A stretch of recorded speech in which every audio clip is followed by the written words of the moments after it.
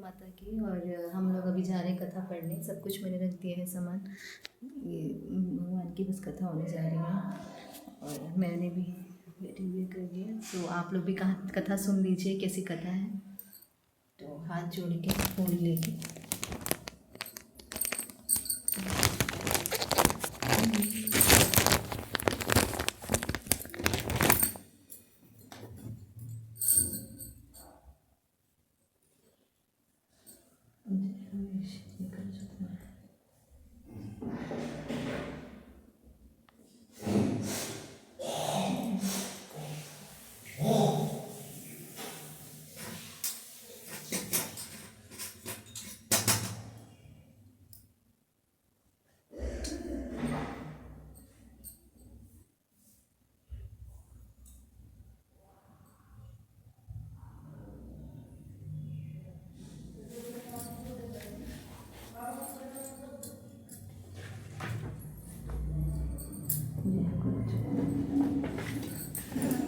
गेहूँ के सावधानी लेने हैं। तो मैं भी लेती हूँ सावधानी कथा सुनने से पहले। और कथा सुनने से पहले सावधानी 3 4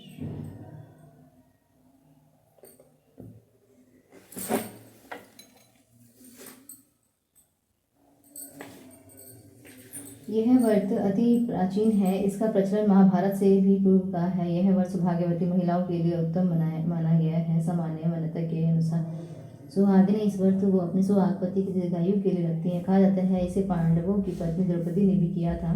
इस व्रत कार्तिक कृष्ण पक्ष को चतुर्थी चतुर्थी में किया जाता है। कार्तिक मास के कृष्ण की चतुर्थी को करवा चौथ कहते हैं। सुहागवती स्त्रियों के लिए यह बहुत ही श्रेष्ठ व्रत है। स्त्रियां इस व्रत को पति के दीर्घजीवी होने के लिए करती हैं।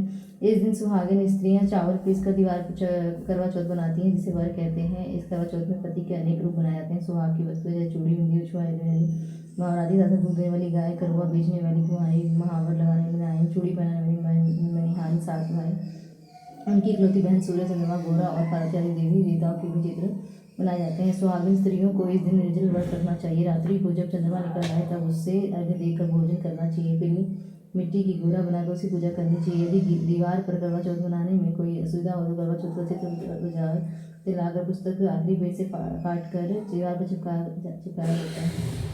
एक साहूकार था जिसके 7 बेटे और 1 बेटी थी। सातों भाई व बहन एक साथ बैठकर भोजन करते थे। एक दिन कार्तिक की चौथ का व्रत आया तो भाई बोला कि बहन आओ भोजन करें। बहन बोली कि आज करवा चौथ का व्रत है, चांद उगने पर ही खाऊंगी। तब भैया ने सोचा कि चांद उगने तक बहन भूखी रहेगी, तो एक भाई ने दिया जलाया।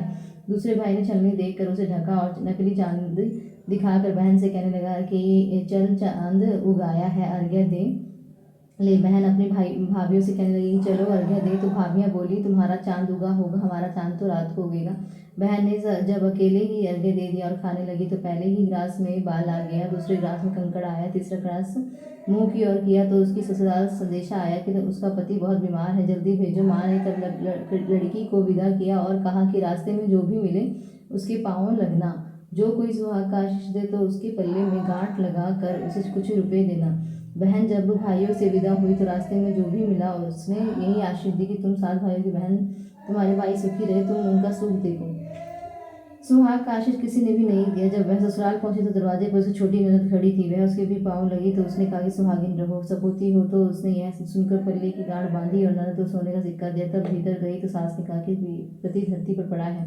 तो वह उसके पास जाकर उसकी सेवा करने के लिए बैठ गई। बाद में सास ने दासी के हाथ बची खुची रोटी भेजी। इस प्रकार से समय बीते मृग शेष मार्गशीर्ष की चौथ आई तो चौथ माता बोली करवा ले भाइयों की प्यारी करवा ले। लेकिन जब उसे चौथ माता नहीं दिखलाई दी तो वह बोली हे माता, तो आपने मुझे उजाड़ा तो आप ही मेरा उद्धार करोगी, आपको मेरा सुहाग देना पड़ेगा। तब उस चौथ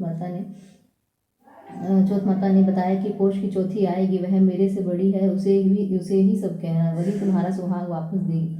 पोष की चौथ आकर चली गई, माघ की चली गई, फागुन की चली गई, चैत्र, वैशाख, ज्येष्ठ, आषाढ़, श्रावण, भादो की सभी चौथाई यही कहकर चली गई कि आगे वाली को कहना। असोज की चौथ आई तो उसने बताया कि तुम पर कार्तिक की चौथ नाराज है, उसी ने तुम्हारा सुहाग लिया है, वही वापस कर सकती, वही आएगी तो पाँव पकड़कर विनती करना। यह बताकर वह भी चली गई।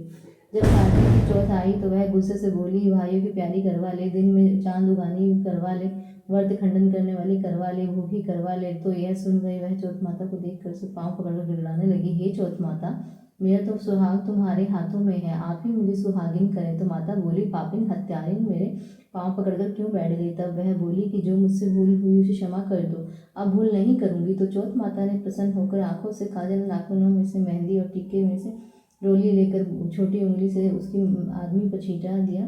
तो वह उठकर बैठ गया, बोला कि आज मैं बहुत सोया। वह बोली, क्या सोए? मुझे तो 12 महीने हो गए जब आकर चौथ माता ने मेरा सुहाग लौटाया। तब उसने कहा कि जल्दी से माता का पूजन करो। जब चौथ की कहानी सुनी, करवा का पूजन किया तो प्रसाद खाकर दोनों पति पत्नी चौपड़ खेलने बैठ गए। नीचे से दासी आई, उसने उन दोनों को चौपड़ फांसी खेलते देखा तो उसने सासू जी को जाकर बताया। तब से सारे गांव में यह बात प्रसिद्ध हो गई कि सब स्त्रियां चौथ का व्रत करें तो सुहाग अटल रहेगा। जिस तरह से साहूकार की बेटी का सुहाग दिया, उसी तरह से चौथ माता सबको सुहागिन रखना, यही करवा चौथ के उपवास की सनातन महिमा है। बोलो करवा चौथ माता की जय। करवा चौथ माता की एक और कहानी। प्राचीन काल में करवा नाम की एक पतिव्रता स्त्री अपने पति के साथ नदी किनारे एक गांव में रहती थी। कार्तिक मास के कृष्ण पक्ष की चतुर्थी के दिन उसका पति नदी में स्नान करने के लिए गया। स्नान करते समय एक मगरमच्छ ने उसका पैर पकड़ लिया। वह करवा करवा नाम लेकर जोर जोर से अपनी पत्नी को पुकारने लगा। उसकी आवाज़ सुनकर उसकी पत्नी दौड़ कर आई। उसने मगर को कच्चे धागे से बांध दिया। मगर को बांध कर वह यमराज के यहाँ पहुंची। यमराज से बोली, भगवान, मगरमच्छ ने मेरे पति का पैर पकड़ लिया है, अतः पैर पकड़ने के अपराध में आप अपने बल से उस मगरमच्छ को नरक में ले जाओ। यमराज ने कहा, अभी मगरमच्छ की आयु शेष है, अतः मैं उसे नहीं मार सकता। इस पर करवा ने कहा, यदि आप ऐसा नहीं करो तो मैं आपको श्राप देकर नष्ट कर दूंगी। यह सुनकर यमराज डर गए। उस पतिव्रता स्त्री करवा के साथ जाकर मगरमच्छ को उन्होंने यमपुरी भेज दिया और करवा के पति को दीर्घायु प्रदान की। उसी दिन से यह करवा चौथ मनाई जाती है और सुहागिन स्त्रियों के द्वारा व्रत रखा जाता है। हे करवा माता, जैसे तुमने अपने पति की रक्षा करी, वैसे हमारे पतियों की भी रक्षा करना। जय ओ माता रानी, जय करवा चौथ माता, जय करवा चौथ माता।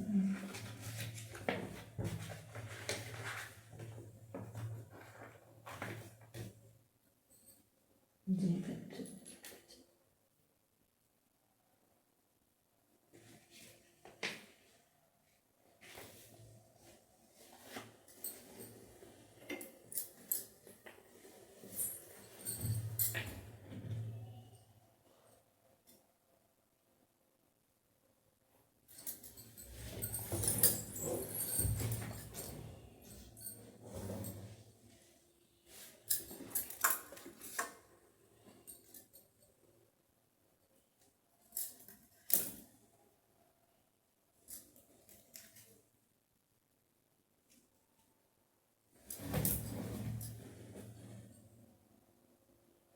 सो गाइस, आप सभी को हैप्पी करवा चौथ। और मैं जा रही हूँ आरती करने।